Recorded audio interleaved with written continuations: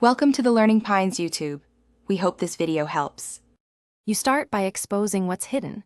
Turn on Show/Hide paragraph marks and switch to Draft View so you can see manual page breaks, empty paragraphs, and section breaks. Once visible, click the navigation pane to jump to the Unwanted page. This gives you context so you don't delete needed content. Make a quick duplicate file first, because changes like removing section breaks can alter headers and layout. Now you're ready to remove the obvious items safely and deliberately. You now remove the structural items causing extra pages. Select a manual page break and press delete.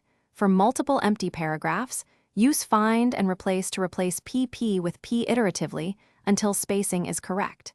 If a next page section break forces a blank page, change it to continuous in layout breaks so the page disappears without harming headers.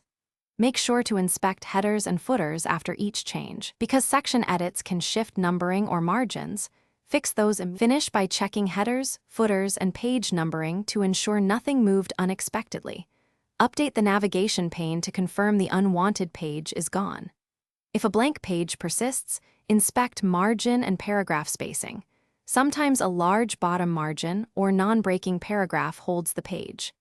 As a final troubleshooting tip, toggle the problematic section break to continuous, then delete it, and if that fails, reduce the font size of the final paragraph to 1 pt or change spacing.